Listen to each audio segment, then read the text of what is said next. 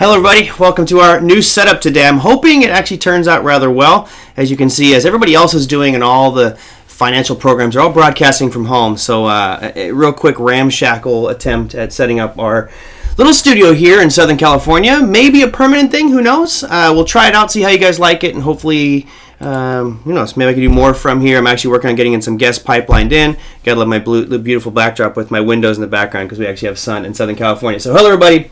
Hello, Brian, Big Eb, Siraj, Gayer, and Mark. Good to have you with us. This will be basically the same format as we normally do, so feel free to ask questions along the way. And also, if you guys would do me a favor, at some point, give me a review of what this setup looks like, because obviously we were using a very nice studio before with multi-million-dollar equipment, and now I'm in my trading office out here today, so a little bit different than what we're normally be doing.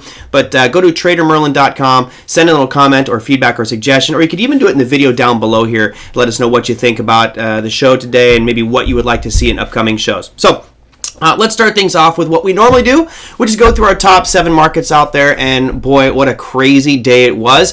Obviously, you saw what the Fed did, basically backpedaling on some of their earlier adjustments and easing packages, and really going all in, saying indefinite buying. We're basically going to do everything to prevent this market from falling apart, which is scary as hell because it takes away everything that is about free markets. It's basically saying we have one gigantic manipulated market. That said, what it could mean is as soon as the dust settles from this whole coronavirus thing, we are going to see some monster moves to the upside because the Fed is just basically not pouring gasoline on the fire, but straight up rocket fuel on this thing, solid engine fuel. So it could be rather crazy out there today. I'll start things off by looking at our markets. Right, let's go. I got new technology, new software, new switcher. Let's take a peek at our markets today. Now, we'll start at the bottom, which is going to be that 10-year. Here is your ZM. That is the 10-year futures note, as you guys know.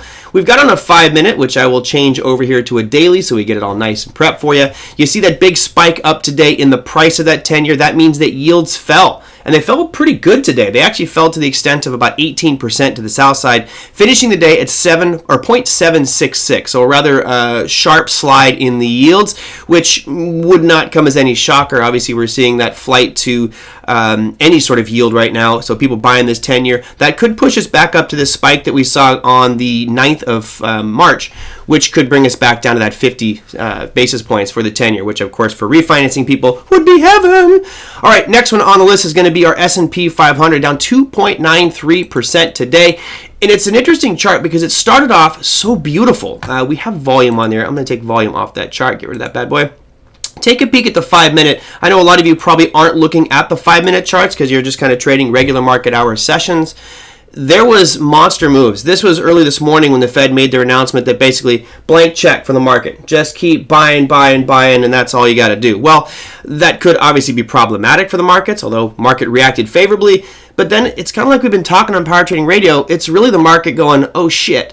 If the Fed's going to step up that much, we are in deep doo-doo, and it just gave it all back right away. So even though the Fed basically saying we'll print to infinity, market's still scared, and of course it should be. S&P 500, as I mentioned, down 2.93% today, a slide of 67 points, finishing at 2,237. Russell 2000, which is where I had some great trades last night in the lock limit down session, which I will walk you through those trades and kind of show you what I was thinking. We've talked about lock limits before in the pre-market, and it's kind of a dangerous thing, but there are times when it can be very lucrative, and last night was actually one of those incredibly lucrative moments had you been paying attention to it, and hopefully some of you were. Russell on the day, as I mentioned, down, well, I didn't mention yet, 1.13% slide to 1,002. Now, we are at 1,000 right now, which for many think that is a psychological whole number that should hold. But if you look at the daily chart over here, you really don't have much holding going on, right? It's just been kind of chopping back and forth above that 1,000. So to me personally, I'm not putting much emphasis on that $1,000 mark for the Russell. All right, we'll move on up to let's go to the NASDAQ 100. Why not? We'll go to the NQ. Here's your NASDAQ 100 on the day. This is also the 5-minute chart. You can see it responded great to that Fed announcement, but then gave most of it back. Starting to crawl up a little bit near the end. Here's your daily on it. You do have a green candle, but we did make some intercession lows today on that NASDAQ 100, finishing the day at 6,860, a slide of 0.27. Now from there, we start to get some positive stuff, folks. We've got gold Who doesn't like gold? Gold bouncing back today. I'm sure that will make my friend Katie very happy with her gold coin purchases. Right now, gold is sitting at 1561. That's a gain of about 5.22%. So all in all, a nice day out there for the GC. All right, crude oil. This is where I actually am still in it. Making let's see, where's it at right now? I'm kind of hoping it keeps going up here. I'm in the CLM20s right now. You had a nice move up intraday, right? There was a nice little pop here in the last couple hours on crude oil. All in all, a small little candle that bounced off those lows again. You remember that from back on the 18th of March, we hit a low of 2052. Today, we hit a low of 2080, and I'll show you the 5-minute chart just so you get a nice visual of what the intraday pops look like. Really, right now, in the midst of a very nice rally here on the CL futures contract. So, all in all, a nice day to finish for crude oil. Number one on our list, though, was Bitcoin. If I have it up here, this is, no, let's go to Bitcoin price chart. There's your Bitcoin. It says 7% on here. I actually think it's more than that right now, but we'll leave it at that for the time being. 7.7%. 6,426 is where we had the gold or crypto finish at the end of the session. So that is your top 7 markets. Hopefully some of that puts some green into your pocket. Now, I'm going to be shuffling back and forth and looking over at other screens here because I just have limited space here in the studio that I haven't quite set everything up yet. So bear with me as I'm kind of glancing back and forth to other things. And of course, I am reading your questions here. So whatever you guys have, please feel free to send them on in. Okay, so the topic of the day was lock limit down. Now, we talked about this a couple days ago, and last night I got a couple questions on Facebook, also got some on our Trader Merlin at Gmail account asking about lock limits and my comments that said you can trade these things. There are opportunity out there. Now, I did a little bit of number crunching and I have to look at my notes here because I've been trading since 1996. And lock limits are a rarity. They're one of the scarcities in the market that you get every now and again, but they're really not that common, right?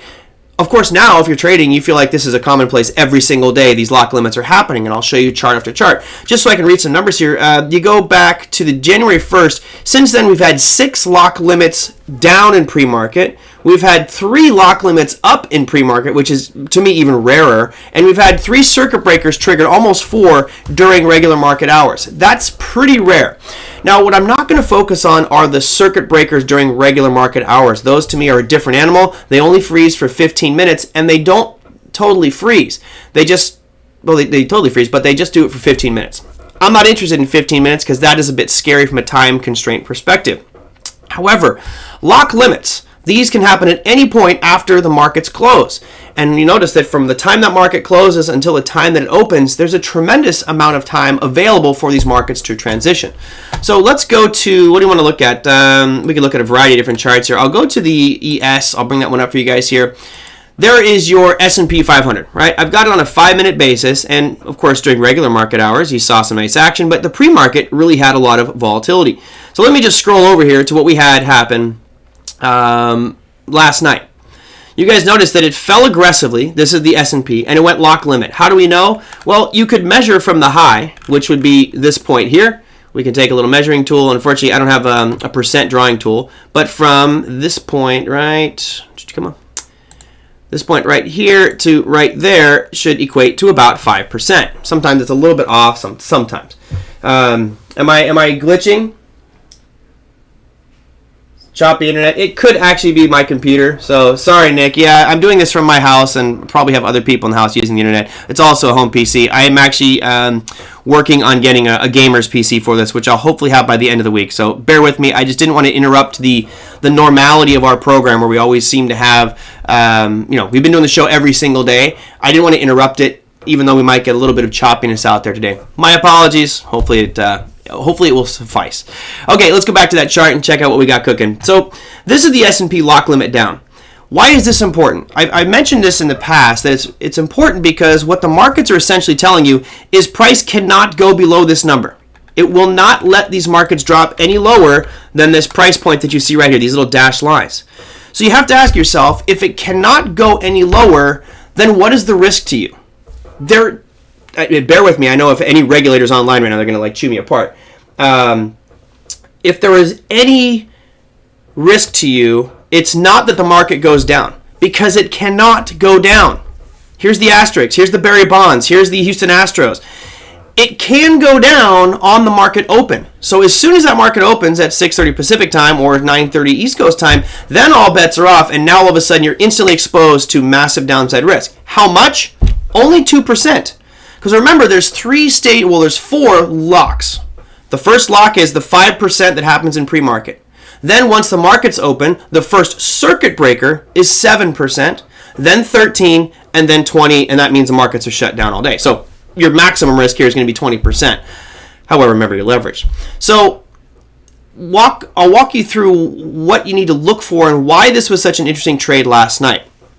The risk to you, again, is 0 only during that after-hour session. As soon as the market opens in real time, then all of a sudden, or regular market hours, then you are exposed to serious trouble. So what you have to do is you have to analyze that market situation. You have to say, is this a point where I want to be buying? I'll give you an example of a better situation. Let me go back a couple of days here. Okay, here's a good one. So you notice that when the markets opened up, or actually after our session, they fell aggressively, right? And all of a sudden, you see this series of dash lines. This is a 5-minute, but you guys could look at it on a 1 minute or any other time frame. I like my smallest time frame to be a 5 minute. So you'll notice that here from the sideways perspective, it never bounced, which tells you a couple of things. If you notice that it never bounced until the market opened, what does that mean? It basically is telling you that no market participant is willing to step in and take a chance at buying, in this case, the S&P 500. They're just not going to do it. If they're not going to step up and even spike it 1 tick or 2 ticks or 3 ticks off of that lock limit, that tells you that there is serious fear in the marketplace. So when you look at a chart like this and you say, all right, well, I'm going to buy it because I have no risk. It can't go down on me. Well, it can, because you notice it has not gone up. There has been nothing positive here. Does that make sense, everybody? Hopefully that makes you understand that. So what do we need to do? We really need to wait for a confirmation or a validation that there is going to be a little bounce. Back in the Trump era, when Trump election time, when he was in elections, in the after-hour session, what happened is there were a bunch of little spikes here. And as soon as I saw that, I said, okay, it's just lock limit because of fear, but people will jump back into this thing, and they are starting to. So let's watch what happened last night, and I'll do it on the S&P, just so we can get a little idea on the 5-minute time frame here. Come on. We'll give you the full screen, so you have to stare at me watching the screen over there. So there we go, and here we are to lock limit.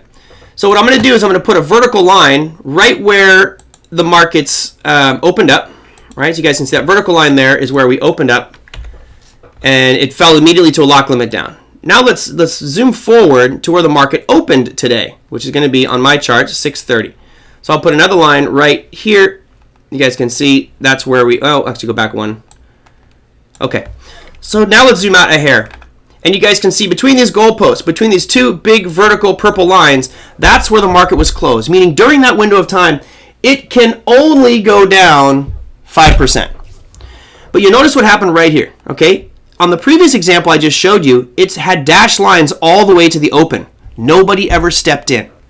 On this S&P, look at all of the opportunity here. Your first window of opportunity happened right here. We'll call that at 4:35 p.m. Pacific time. Why? Because somebody stepped in and bought it, which now washes away a lot of the skepticism. So now all of a sudden we have a market that has some flexibility to it. It's showing pops. So you can see here clearly the S&P fell all the way down to 21. I'm going to call it 2174 and a half. Okay, just so I get that exact number, 2174 and a half. It bounced all the way up to 2229. You got a 50-point pop in the S&P futures in a period of 5 minutes. That is incredible.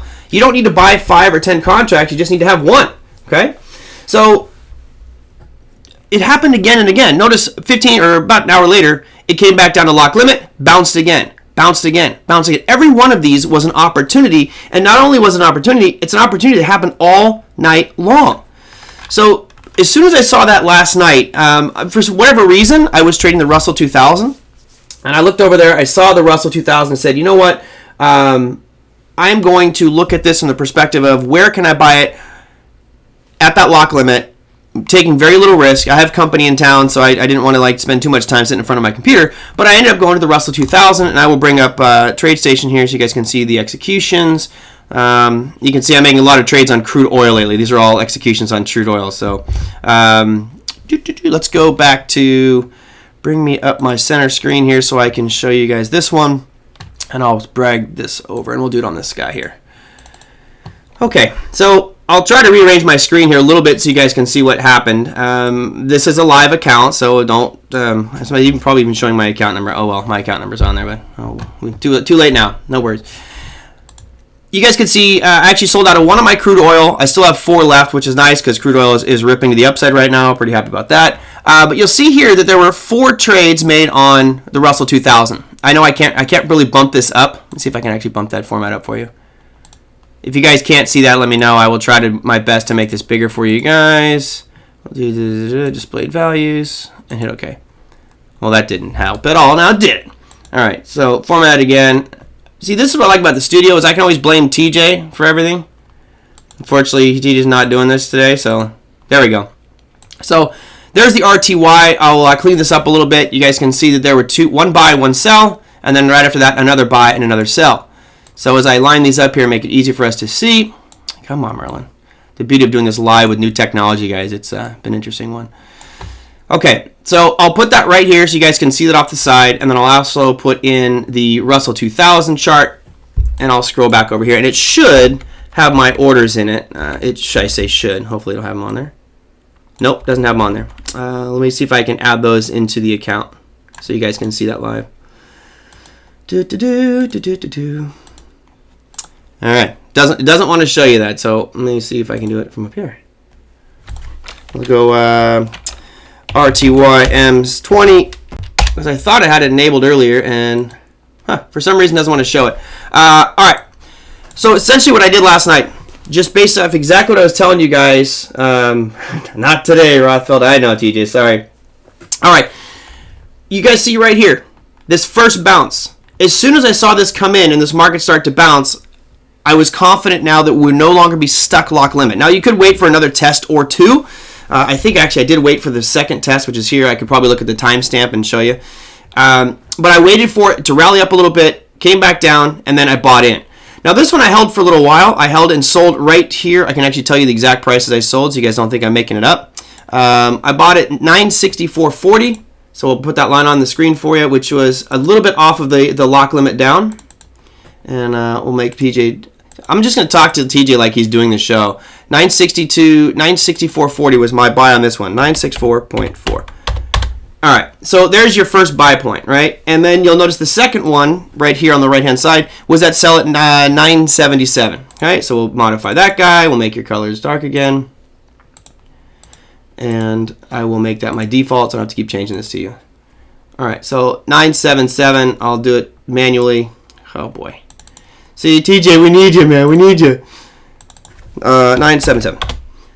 So this little portion right here, just from buying into this dip back here to this sellout right there, was, I want to say 650 or 700. I think it was 650 was the amount of gain on that one for one Russell contract.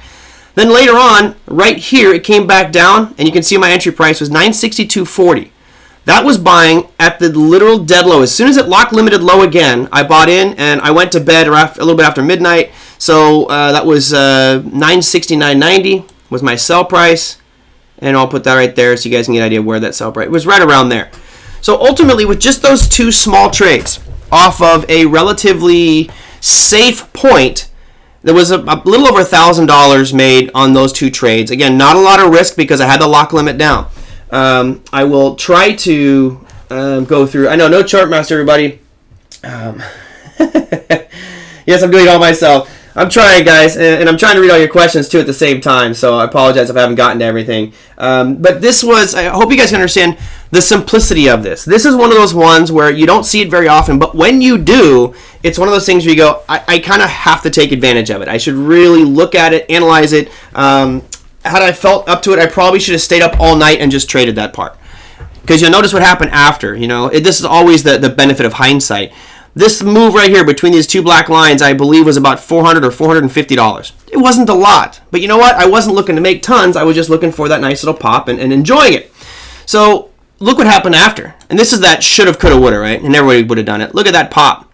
I mean, I didn't know that the Fed was going to come out and say what they said, but certainly that small little trade that netted me about $450 probably would have netted me about $6,000 if I just held it to the open. But remember, my job is a risk manager. Now, I could have set a trailing stop. I could have set some level where I said, okay, I'm going to let this thing, I'm going to let it move, but I'm not going to let it rip against me. So I could have probably just set a trailing stop and gone to sleep. But I was in that mindset last night where, hey, I've made $1,000 in a couple of hours. I'm really not too, I don't want to be overly aggressive and I want to go back to sleep, or go to sleep. So I did that. Unfortunately, you guys, I would have loved to have held it all through the open, but I did not. I wanted to show you this because the only reason I did these trades versus the ones that happened a couple weeks ago was because of the action that happened during that lock limit down. You could see buyers come in at some point. Remember, I'm not the guy who's going to move the market. I'm going to trade, 1, 2, maybe a maximum of 10 contracts if I really wanted to in this pre-market just because of the risk. So let me see. I'm going to look at some questions here real quick. Hopefully everybody can understand that the risk factor here. I'll go to this full screen so you can see that one. What questions you guys had for me? Couldn't the Fed really lose a ton of money with what they're doing, like the biggest loser ever, depending on what? Yes. Ruben, was that Ruben? That's Ruben. That's a great question. Now, here's the problem with what I think the Fed is doing. They're getting into all kinds of stuff that they've never done before. So we talk about the Fed doing some stupid stuff before. Hey, it saved the economy. We could make that argument. What about now? I mean, we've got 2 new entities looking to be created. You have the Primary Market Corporate Credit Facility, or the PMCCF. So basically, they can bail out these corporations that are in bad shape. You've got the Secondary Market Corporate Debt Facility, which is this SMCCF. This now could potentially allow them to buy packages of debt from auto loans to student loans. I mean, this all of a sudden opens up a whole nother window of risk that I think the Fed should not be taking. To me, it's not right. It's not good. You guys remember the other day we had Bill Addis on the program, and Bill was talking about the thing that scares him most right now in these markets is corporate debt. That night, after we finished that show, Occidental Petroleum was downgraded to junk. That was just one of many corporations which will probably begin to be downgraded here. And I think that the Fed, call them proactive if you will, are looking at it going, we need to prop these guys up because if they all start going junk, then everything's going to really crumble. And we've talked about that on the show, this one and Power Trading Radio for quite some time, where we're saying, look, there's 3 bubbles: housing, equity, and bond market. And the bond market now is getting the bailout from the Fed. So, yeah, I think that they're making a big mistake here, Ruben and others out there. Let's see if I got any other questions coming through. Let's see. Yes, TJ can critique the show. He's good at it. What's that? What would your stop be above the stop limit?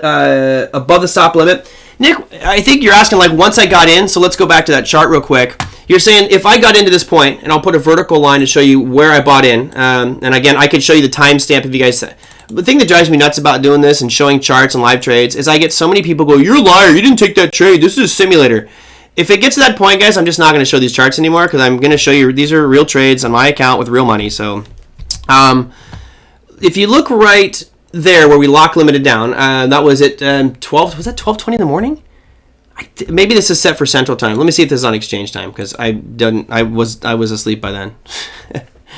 All right, where is my configuration panel? 1 second. Our TradeStation just decided to not participate well with me. It's freezing up. All right, well, something locked up on me, so now I'm not going to be able to show that screen. Let me see if I can find this one for you. There should be a window here somewhere. Huh. Great. Isn't that amazing? Now that I want to show you guys this, it's not going to work for me, so I may not even be able to show you those charts. Great. Gotta love it. All right, well, since I don't think I can monitor, it's asking me to close a window that I don't see. Anyway, go back to Nick. That point here, I could have very easily just set, let's say a 3-tick or 4-tick or 5-tick stop loss on this, right? I could have done that. I did not. I just wanted to go to sleep. So you're right. I could have very easily set. Let's say I did a 5-tick stop loss on the Russell. Well, I probably gotten taken out somewhere in here or on this bigger move here. I just wanted peace of mind. I just wanted to go to sleep and not have to worry about all that stuff. So I didn't. Kat. Hello, Kat. When you right-click on the chart, does 9.5 give you account settings options? Yes. Yeah, there is a setting, but unfortunately, something's frozen right now on TradeStation, and you gotta love it happens during a live show. I have 3 screens going on here, and normally there's a prompt window, which is asking me to do something, and right now it's just not showing up. So I'm a little wary about what's going on with my TradeStation. So it's weird. It's the second screen here just will not open up. It's driving me crazy. So yeah, now I'm stuck on this one little screen right here. All right. In the last 2 to 3 weeks, I've learned more about trading. And thank you. I'm hoping that it's partly because of me or just the markets. Buy Bitcoin? Sure, why not? Every time the Fed tries to help the markets tank until we know the virus better, nothing like that will help. Right? And Big Ab, isn't that the point I've been trying to make over the past couple weeks? I've basically been saying, hey, look, this is not the time for the Fed to do this. Again, it's that analogy of the movie theater, and there's a fire going on, and everybody's full-on freaking out, running out of the theater, and the Fed's on the outside going, I have free popcorn, free popcorn. No one's going to listen to you. It's insignificant at this point. The only reason I think it might be good is because we're looking at it from the retail perspective.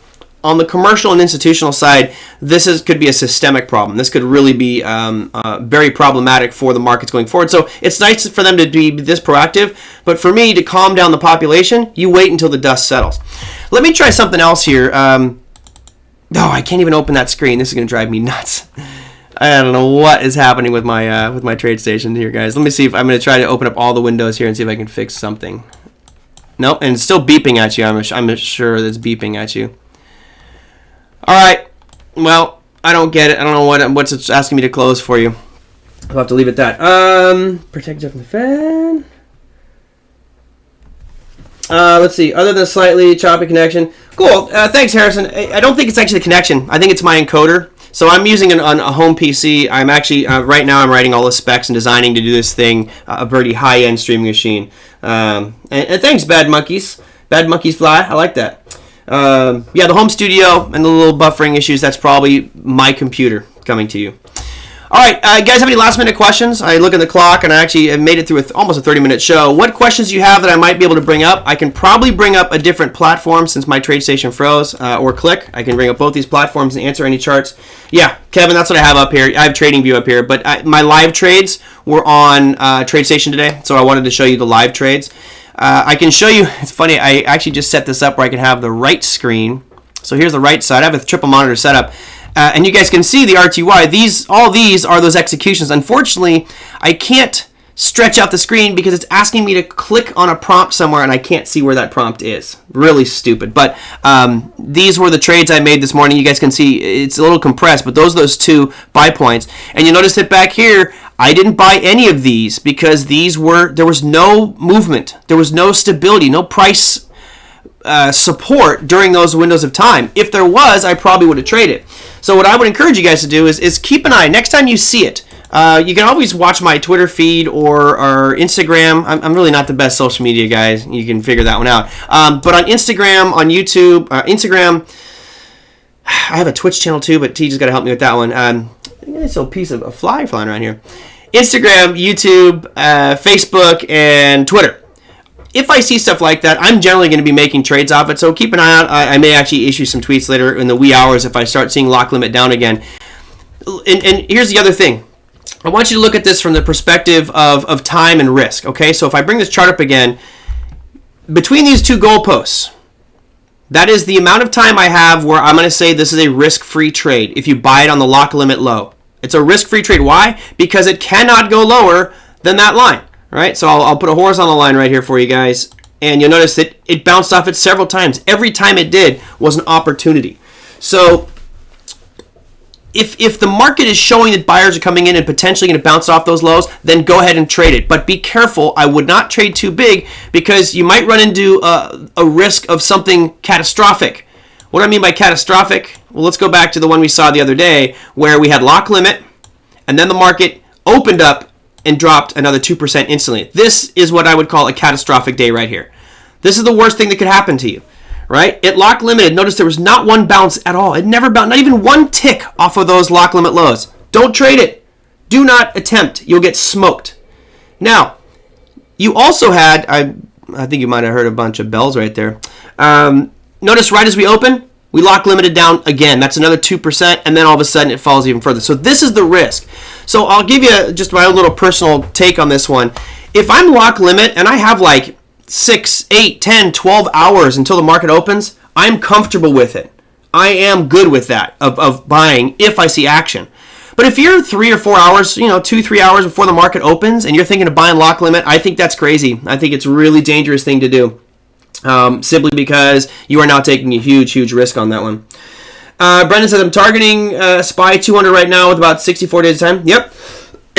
I would agree with you. I think that that's actually a pretty logical target. There were some institutions that came out and recently gave their targets, and I'll give you those numbers here too, because I took a screenshot of it because I thought it was interesting. I don't have it on the computer, but I'll read them to you if I have them here. So Credit Suisse gives an estimate of 2,200 on the S&P. So there, let me just go back to the daily here so you guys can see that. And actually, let's go weekly. Why do I keep saying TJ? TJ, let's go to the weekly. We'll delete these 2 lines so you get the best of that. That's taken out. Here is your current situation, right? Right now, you're looking at Credit Suisse is saying that they think that the market's going to bottom at about 2,200, which is right where it's at. You have Goldman Sachs saying 2,000, which would be a pretty logical target. That would be there. And then you have Bank of America looking at 1,800, which would probably be the most logical one, in my opinion, since that is that big, big swing low that we saw. If you get below 1,800, it's one of those things where no matter what the Fed does, I think it could be a big market crash. I mean, a much bigger sell-off there because there's nothing to really support it. So I would probably side with Goldman and Credit or Bank of America here. 2,000 is obviously the easy number because it's whole number psychology. 1,800 is obviously the most logical next one because it's the lows that we saw all the way through 2014, 15, and 16. That's a pretty logical point for that. Yeah, Trade Station is slow. I have to cite. I know. Sorry, guys. Some said 1,600 put on SPY. I could see 1,600, but right now, you guys, if you're option sellers, you can get some great premium for your options. You can get some great premium because people are still very, very fearful. All right. I think that pretty much did it. I think I made it through. 1,700 is about 50% drop. Yeah. Hey, Nick, I think we go lower than that. I personally think we go a lot lower. I mean, let's look at, so I was going to end the show right there, but let's bring up S&P 500. I'll bring that back to the main, or left full, and show you guys, let's say on a monthly, just because we're going to need that kind of space. We don't have the, I don't have the fib tools down here, but, if you're all-time high on S&P, let's go back to the SPX. If your all-time high on SPX is looking to be, give me that number. The high was 33.93. Yeah, so if you're at 1,700, you're 50%. I don't think that would be any far stretch of the imagination. If it gets to 1,700, that also means that we've broken below that 1,800, and that's this level right here. And you notice there's really nothing here from a demand perspective that screams at me until we get all the way down to 1,100. And boy, I tell you what, if we get to 1,100, I will be looking about buying some more. I'll be buying back in. Yeah, Brendan says, should have kept my shorts on. Well, I mean, you guys remember our February 19th show on Power Trading Radio. We were saying you want to protect yourself against a black swan event by deep out of the money call or put options. And I did, but I got out of those 5 days later. And I'm kicking myself right now because that would be probably a 100x winner at this point. But can't dwell on shoulda, coulda, woulda, folks. You got to dwell on what's right now. Going to dwell on what this market gives us. And, when market gives you locked limit downs in the after-hour session, there's an opportunity out there. Obviously, these intraday swings have been phenomenal. What you're seeing right now is actually the exchanges are starting to now raise margin requirements in the futures market for some of these products because the volatility is off the charts. I got an email last night from TradeStation saying that crude oil futures, they now want 150% margin requirement. So keep that in mind as well. If you're leveraging heavily, you might get called on a margin call to put more money in there. So be careful out there. When you have market swings that are 5 to 10 times normal, you can trade 1/5 to 1/10 the normal share size out there. All right, that will do it for today, everybody. If we get to 110, I'm selling my house and buying. Yeah, see, here's the problem. It's a great quote. Brendan says, if it gets to 110 on SPY, I'm going to sell my house and buy everything. Here's the problem.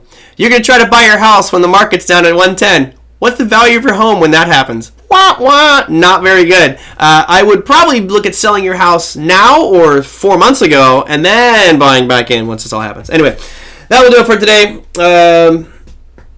Cool. Hopefully you guys enjoyed today. Sorry about the glitches. I know I'm doing my best. I think part of it's I have a lot of things running right now. I've got TradeStation and different browsers and all the software, but hopefully not bad for maiden voyage. I tried to have a little bit of entertainment with the charts and things like that. So I'll try to do my best to get this thing better and up and running. Who knows how long we'll be all in quarantine. That said, I hope you all are happy, healthy. If you have a full supply of toilet paper, I'm happy for you. I hope your family and friends are doing well. Stay safe out there. Practice social distancing. And I'll see you guys tomorrow. Take care, everybody.